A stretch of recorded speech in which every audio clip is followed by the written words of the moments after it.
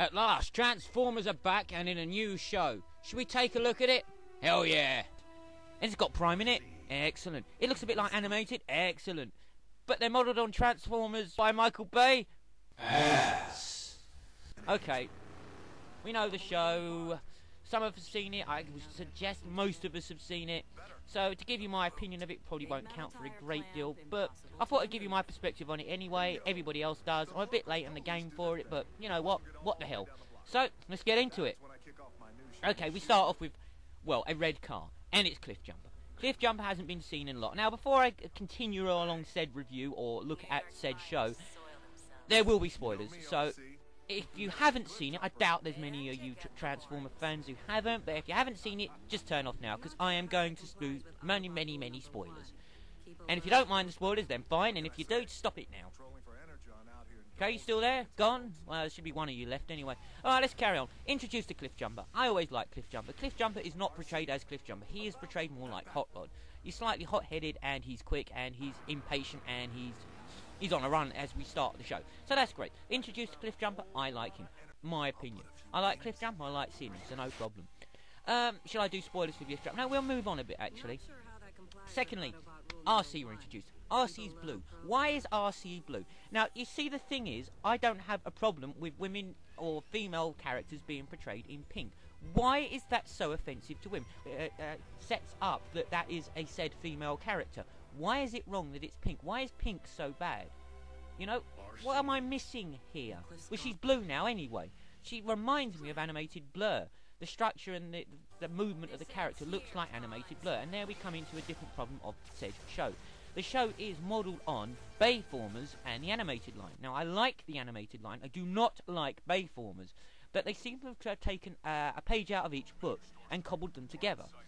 So, either it works for you or it doesn't. To me, I have mixed feelings about it. I am sitting on the fence on this one. I haven't made up my mind whether I like it or not. But the stylisation is 50% Bayformer, 50% animated. Okay, so yeah, back again. RC is blue now. Why she couldn't stay pink? I've got no problem with a female character being pink. Why is that such a problem? Now she's blue. Don't understand why. Anyway, so we've got RC in the show. Now we come to Bumblebee. Bumblebee! What's going on with Bumblebee? Why is he mute again? Michael Bay! Yeah, Michael Bay is responsible for making Bumblebee mute forevermore. He talks in that stupid, incessant, whiny, beepy crap trap he did in the film. I am so disappointed they decided to go with that. He can't have a progressive character. He doesn't say anything. And it's all Michael Bay's fault. So he's stuck with Bumblebee being a mute. That's so frustrating. And then we have Ratchet. And Ratchet is voiced by the individual character who did Wyum. And the name of said actor is this. Jeffrey Combs or Cummins. Oh, Jeffrey something or other. You know the bloke. Plays Wyum in Deep Space Nine. He plays, oh, the Andorians, is it? The Andorians in Enterprise? Yeah, you know the guy. And he comes off a little bit more like Bones than he does Ratchet. He's constantly moaning, God damn it, Jim, I'm a doctor, not a bricklayer. God damn it, Jim, I'm a doctor, not an elevator. And all that kind of stuff, and he's constantly pissed off. But working for the Autobots, I'd be damn well pissed off as well, because they're quite useless. Alright, so now we're on to Prime. Prime. Oh my goodness, Prime. Prime. What's going on with Prime? Peter Cullen. Love Peter Cullen as Prime. He's brilliant. But there's something wrong about him. You know what's wrong, don't you? Yes. He doesn't talk to anybody. He has no emotion or character. He just speaks in references. He's a cliche of himself. He doesn't say anything. And it's all to do with Michael Bay. Everything negative about this show is to do with what Bayformers have done for Transformers. It's so disappointing how they produced Peter Cullen into playing just a cliche of anecdotes and walking references to things he's done in the past. It's so frustrating. I was just waiting for him to say, one shall stand or one shall fall. Any minute now he's going to say it. But he said pretty much that anyway. So, you know, it's just seconds before it's yet to come. And he reminds me of Michael Caine's character of Alfred in Batman. Because he's always got an experience or something to quote. He doesn't talk. Alright, Bruce, do you remember when I was in Burma? Yeah, oh, do you remember my cousin once said, oh, do you remember once when I was working for it, and I got this brother who just, do you remember? Oh, shut up! That kind of thing, you know? He just gives experiences and quotes. He doesn't talk to anybody. Oh, why did they go down this route, Michael? B! So we got that problem. I mean, I love Peter Cullen as Prime. It's just they need to do something with it. Give him a bit of freedom. Let him ad-lib. Don't make him say lines he's said for the past 30 years! And shock of shocks, we've got a character, Bulkhead. Bulkhead's out the animated. I told you it was a crossover, didn't I? The transformations themselves and the Transformers are modelled, as I said, literally like the animated show crossed over with Bayformers. Hybrid, a monster. But you know what? Visually, they look and work really, really well. So I'm not knocking them on that. They work well. And now we come to the children. Has to be children in a Transformers show.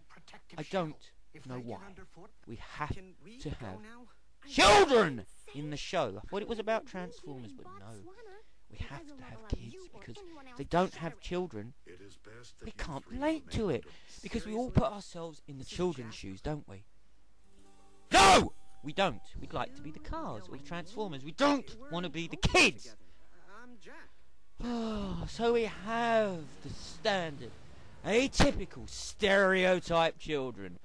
One of them is obviously copying that irritating twat from the movies, where he doesn't want to do anything, it's the best thing in his life, but he just wants to live a normal childhood. I don't want to be involved. Oh, it's great, I've got this really flash car that transforms, but please don't keep bothering me. I'd much rather spend my life trying to sell stuff on eBay or being a loser at school. Oh no, you made me cool, I don't want to do that. So yeah, we've got a Sam character in this. Then we've got the so much easygoing, up for it, entertaining, you know, slightly nerdy, but she rides skateboards, boyish tomgirl kid girl thing. A bit like Sorry, but I like Sorry a lot. She reminds me of somebody I know, and I'm not going to say who in case she might watch this and then she'd be very offended, but she does remind me. Sorry out of the animated show reminds me of somebody. Then we have the nerdy kid, a bit like Chip Chase, you know. Oh, he's good on computers, he knows all the stuff. Look, this is getting tired. Can't you think of anything, you know, original? Now for the Decepticons. Okay, Starscream. Have to have Starscream. Starscream is bloody weird. He's all pointy, angular, snaky. He looks like an insect. He's just odd. His voice is wrong, so very, very wrong. Some people have said he's slightly like, vampirish, you know, vampiristic kind. Is vampiristic a word? Vampiristic? Vampire? Oh, bollocks to it. He's pointy, angular, spider-like, twitchy, and quite skinny, for want of a better word, and he's similar to Starscream, but not. Here, big spoiler, big spoiler. He apparently kills Cliffjumper on the first episode. So Cliffjumper appears, and now he apparently is dead. Well, that was pretty bloody short-lived, wasn't it? Well done, well done. You've killed a character off pretty quick. A bit like killing Jazz off in the movie, except Jazz was never allowed to develop a character, so we don't give a damn if he's dead or not, because it doesn't matter, because he's a Bayformer. So we got Starscream. And Megatron appears at the end of episode 1 and episode 2. Guess what? He's voiced by Frank Welker, and he does a better job of it than Hugo Weaving did. He's more Hugo Weaving than Hugo Weaving could ever be. Frank Welker, you might as well have voiced everybody. He voiced Cliffjumper as well. Frank Welker is a god when it comes to voice acting. He can do whatever he feels like at any given time, and he just does a Hugo Weaving because it suits him. But Megatron's weird. Megatron has some sort of like a skeletal face, a bit like Bludgeon. So he got like a helmet with a skeletonish. I'm using all these words I'm making up. This is excellent. Everybody listen to me. I'm making up new words. Will soon be in the English vocabulary. So, you know, watch this space. Watch the dictionary, because they'll soon be on Wikipedia and Encyclopedia and I forget it. So yeah, he has a funny skeletonish face that looks a bit weird. And he pretty much functions as Megatron always has. Starscream is a cliche of himself again. I don't care what anybody says. Starscream is Starscream and Megatron is Megatron. We haven't deviated too far from the original set parameters of said comic and said show. So far, yeah, we're running along the same line. The Decepticons have lots of drones that work for them. Yes, drones. Do we give a shit about drones if the Autobots beat the crap out of them? No, we don't. We do not care about drones. They've copied the blasted game now. That's how low they're stooping. They're copying the game. So the Autobots vanquish at the beginning of said first episode lots of stupid drones. Do you care? Let me know. Do you give a shit if the Autobots trample some stupid clones? Because I sure as hell don't. So where does that leave us? Is this show any good or not? Okay, so I've given you an introduction to what the characters are like. So, from that perspective, you may think I'm coming down really negative on this show, but believe me, I'm not. But for the story's sake, let's quickly get into the story, such as there is. Introduced to Cliffjumper at the beginning. He's overwhelmed by Decepticons. RC tries to help, doesn't. Bumblebee tries to, does, and doesn't. And then they befriend the children by accident. Oh, cliches. So that's going on. Prime makes a few random... Ooh, I'd like to say speeches, I suppose. Then we're introduced to the Decepticons. The Decepticons kill Cliffjumper, apparently. Then Megatron appears at the end of the first episode. Megatron has seemed to have found some sort of energon source that comes from Unicron. So we're instantly, from the second episode, I'm supposed to assume that maybe later on sometime, hopefully, Unicron will make said appearance or at least be part of said storyline. Which is good because that makes it interesting and it ties it back into G1, which is what I quite like. And I'm not being a G1 snob, I just think it makes for a good story because they're established characters and it works. So they try this special energy on Cliffjumper. It makes him become a zombie transformer. He attacks the Decepticons. Megatron says that would be great. We can make an army of zombie-like Autobots, or let's put it this way, robots that are zombie-like that just attack. Regardless of whether you're an Auto or Decepticon, they will attack anything. Like zombies, they feed off energon. It seems to recall an episode in Season 3 of Transformers, doesn't it? Nothing's ever that original, though, is it? So that's essentially the story. Introduced to the kids. I've only looked at the first 2 episodes, so take what of this you will. My opinion doesn't count for a great deal in the larger scheme of things, but alright, where do you think I come down on this? Well, to be honest, I really quite like it. It's got its faults, like most things, but they're trying to establish some characters early on. They've ruined it with Prime, I'm afraid, and Bumblebee. And Starscream's a bit twitchy and that. But you know what? I could criticise everything ever made, and it will get me nowhere. So did I enjoy it? Yes. Is it well done? Yes. Would I watch it and continue to watch the episodes? Yes. So where do I come down on this? I actually quite like it.